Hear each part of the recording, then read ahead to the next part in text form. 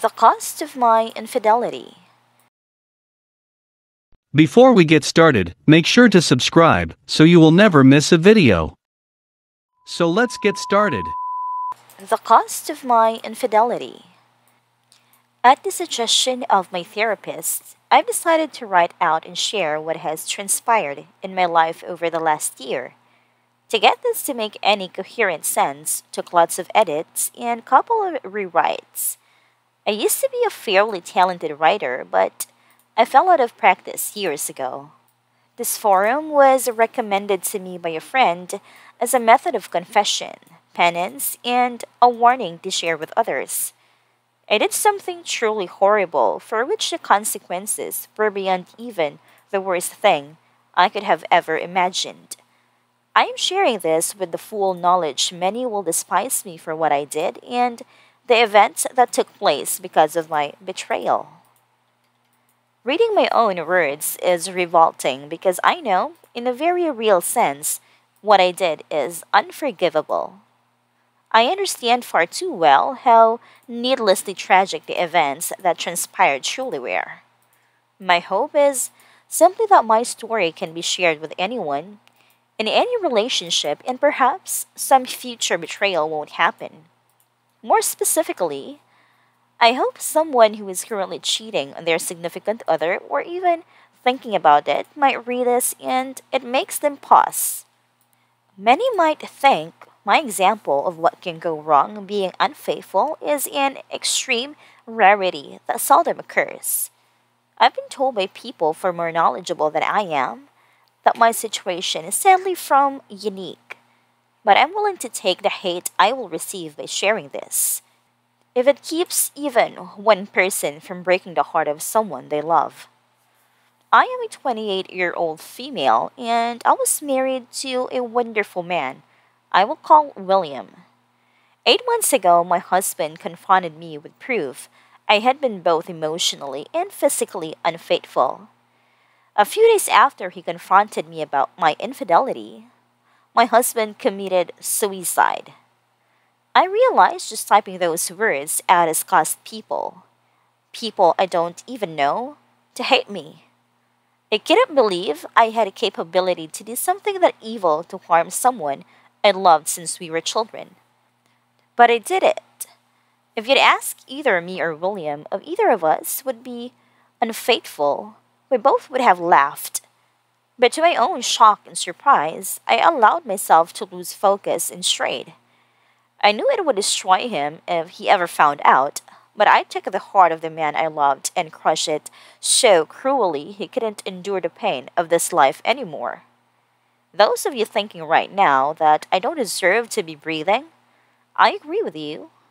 I agree with you so much I've attempted on 2 occasions to make that a reality. I'm assured there is a reason I'm still here. For the moment, I've convinced myself that the longer I live, the more I suffer, and I don't deserve the mercy of a suicide if we're being honest. William and I grew up together. I can remember my very early youth, and at no time in my memory did not know William. We were in the same Sunday school classes, public school classes, and our families had been friends long before he and I ever came along. He could always make me laugh. Kids can be mean, but William never was. I realized I thought he was cute in 6th grade. It wasn't an official crush until high school. William and I had been our one and only loves from early high school all the way through college together. We were best friends and cherished each other so much. After graduation, we took a year to get good stable jobs near our families and decided to get married. We took vacations together. We made love at any moment we got the chance. We were ravenous for each other. The only time sex was off the table was during the time of the month, but we'd make love for hours. Beautiful moments of passion, and I threw it all away for something tawdry, cheap, and worthless. We were planning to have children. We knew their names. We were both virgins. He was my first everything, and I was his first everything.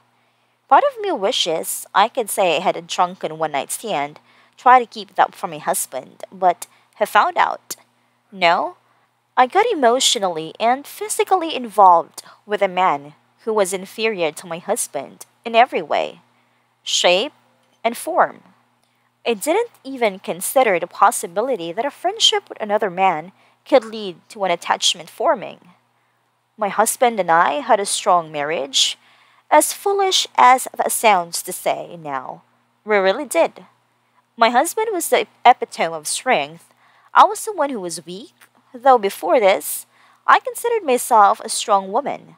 It's just that no one ever told me that while our relationship was so very strong, no relationship is bulletproof. There is not a day that goes by that I don't wish someone had walked up and shot me the minute before anything I did became secretive. It is an indisputable fact the world would be a far better place with my husband here and alive instead of me. There is no rationalizing away truth like that. I had so many chances to stop it before anything happened, and I had absolutely no reason to allow anything to happen. After a brief and heated conversation, he walked out, and I never spoke to him again. I tried to contact him in any way and every way I could think of. My God, I tried to reach out so many times just to let him know that I am truly sorry, just to know I hate what I did. My text to him never showed anything but unread status to me. So I doubt he read any emails or heard any voicemails either. But everyone said I needed to give him space and time to think. 2 days after William confronted me at 3:17 a.m., there was a loud knock at the front door.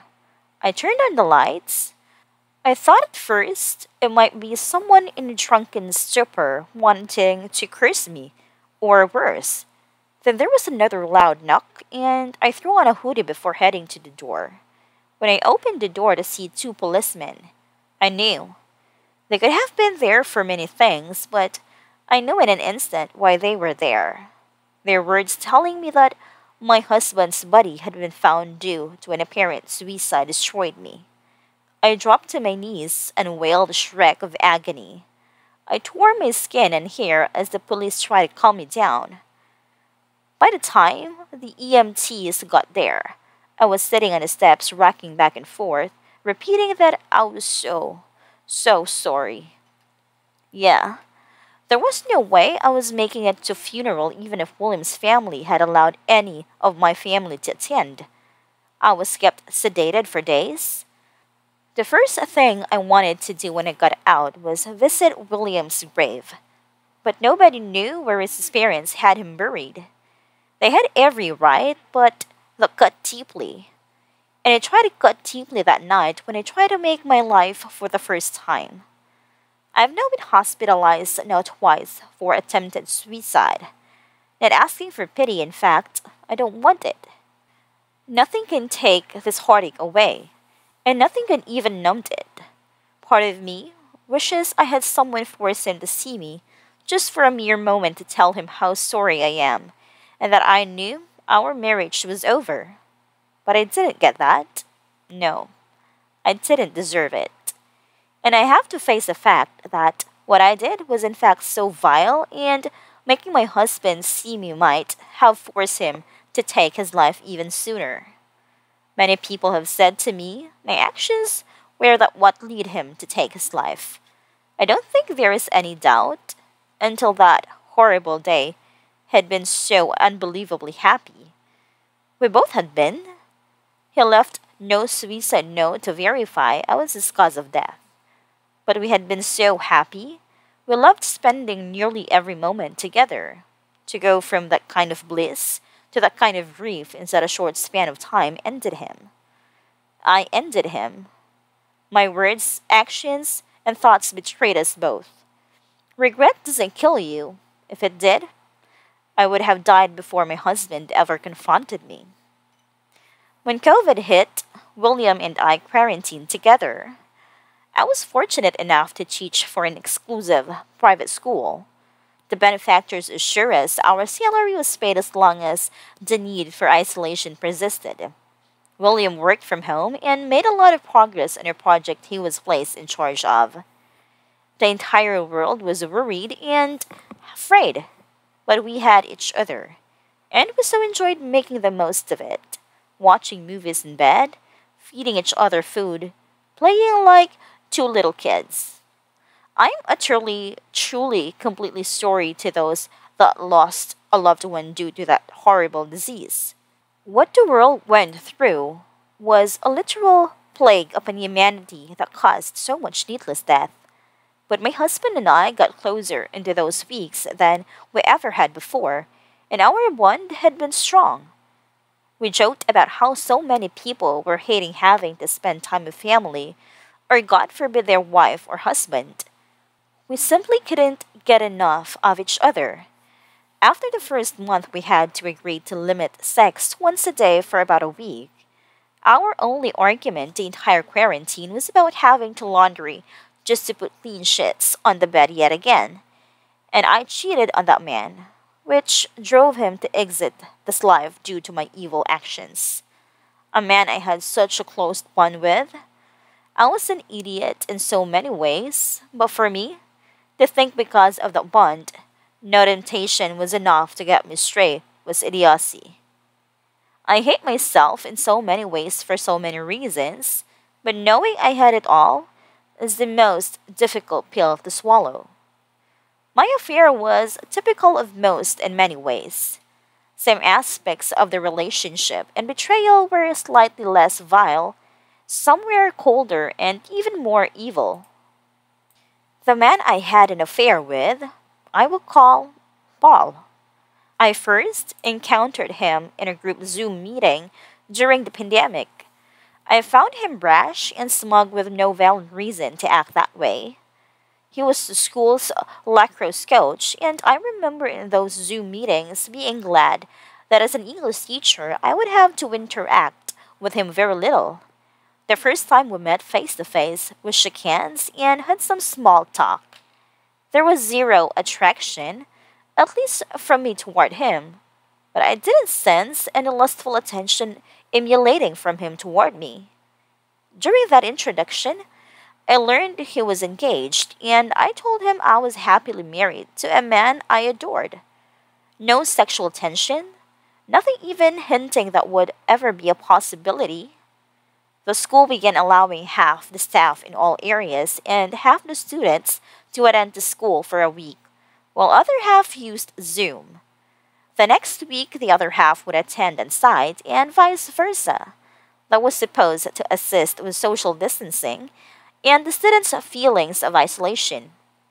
While eating lunch one day before my next class began, I got an email from Paul. He had written out some toast and jokes for his upcoming wedding and wanted me to edit what he'd written. I was used to being sent writing to edit, so that was nothing I felt important enough to tell William.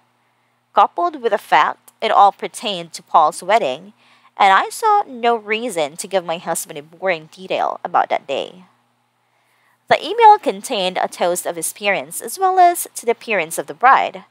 I took what he'd said and added a few phrases to pull at the heartstrings of all who attended. The jokes directed at his brother, the best man, were absolutely hilarious but a little vulgar for my liking at a wedding. I said as much when I sent back his edited speeches.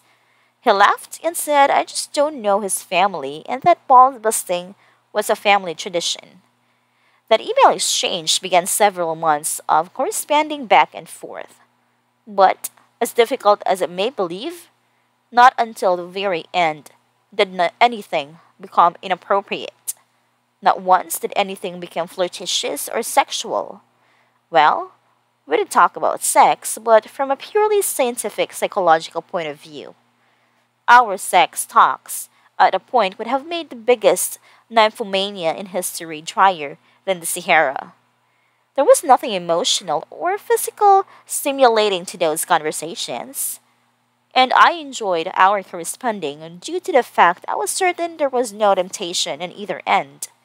We discussed race, politics, religion, science, sports, all the things people are hesitant to discuss due to differing opinions. Some of the discussions even got heated. I was called a prude more than once due to my opinions about sex. Yes, I proved him wrong, but I wish to God he'd been right. For the longest time, all this took place during work hours. My husband and I had a landline for emergencies. But as soon as we entered the door at home, our smartphones were turned off. Paul didn't even have my number to text until I emailed him with a zinger at the end late in the day. He demanded my number to refute what I'd sent. Dozens of other coworkers had my email, and I thought nothing of that.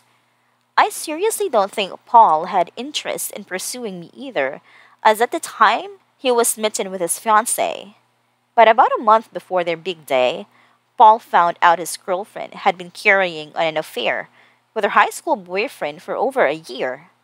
He was in shock and deeply hurt by the whole situation. I unwittingly became his person to vent to. I don't know where in our string conversation that things crossed a line, but I began to feel truly sorry for Paul. I truly despise his fiancée for what she done, and I saw nothing wrong with that. But after a particularly rough night for him, he became to school looking frazzled, and I could tell he'd been crying. I gave him a hug and talked to him a bit. He asked if I could stay after school to talk. Since I had a couple hours after work each day before William got home, I agreed. In hindsight, I realize now that drew me into my conversations with Paul was different opinion. William and I had discussed most any topic two people could discuss. I knew before his reply what William would say when I asked him a question the vast majority of the time. I guess I wanted a surprise when I talked of verbal conflict. It was stupid, pathetic, and weak, but that is what led to the affair. Things with William were ideal, and we spent every available moment together. I had mentioned a coworker named Paul in passing to William, but as there was truly nothing going on, I didn't expound upon anything, and he saw no reason to pry. When Paul started seeing a new woman, I felt no jealousy and honestly only happiness for him. But William had to go out of town to a construction site in Tulsa for 3 weeks. While he was away, we FaceTimed every day and missed him morning, noon, and night. But with sudden spare time, I found myself also texting with Paul just to pass the time. Instead of an occasional hour or two, after school, Paul and I often had time to grab a bite and to eat and drink or two before heading to our separate homes. Oddly enough, the thing that led us to become physical was me being a klutz and the school nurse not working that week. I sprained my ankle one day walking up some steps to get lunch. Since the nurse was not on site, I went to Paul assuming he as a coach had numbing spray or an ace bandage. He was working on my ankle when I happened to notice he had an apparent erection. I was a bit taken aback he was getting a roast in some way, until I realized from his position he could see slightly up my skirt. I have to admit for a moment, I found the fact I was turning him on was stimulating in some way. I adjusted myself to see if a slightly better view would get him more worked up. He called me out on it. I laughed and told him he could work out his frustrations with his new girlfriend. Suddenly he kissed me, and I pushed him away. He kissed me again, and I didn't. We made out for a few minutes before I realized what I was doing. I hurriedly got out of his classroom and made it down to the halls to my classroom. I sat in disbelief of what just had occurred. I didn't plan for it to happen, and I was certain Paul didn't either. I didn't know if I should call William and tell him that moment or wait until he got home that night. But when I talked to Paul after classes, he apologized, urged me to not bring any conflict into my marriage and remain just friends. I didn't want to give William more stress about as he was out of town and focused on his job assignment. After talking with William that night about how things were going in Tulsa, I decided to wait and tell him when he got home. His company was having some issues with a client, having the manpower to keep the project running smoothly. There were things William could not get done due to the delays, which meant he had to spend 2 extra weeks in Tulsa. Paul was there for me to discuss what had happened between us. I couldn't tell any of my women friends. I couldn't rely on any family members as they all rightfully loved William to pieces. I guess random strangers on a site like this would have been the best option had I known about it. But the person I was venting to was the very last person I should have been discussing with. On Friday after work, Paul and I went to a new restaurant near the school for dinner. We sat at the bar and had a few drinks as I explained how unsettled I felt knowing I had to tell my husband what had happened. He asked me how I thought William would take the news, and I told him he might want to call in sick the day after I told William just in case. He asked if I seriously thought William would beat his ass, and I told him no. But I knew it would mean the end of Paul and conversing and messaging, and rightfully so.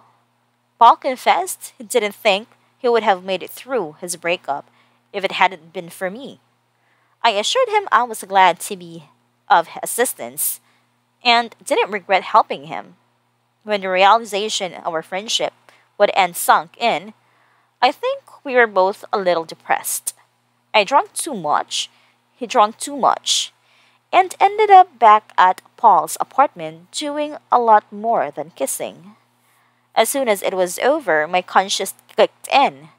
Yes, it should have kicked in long before, but I knew beyond all shadows of any doubt my marriage was over and done with. William and I both said society has allowed far too many second chances for people that didn't deserve them. Yes, humans do make mistakes.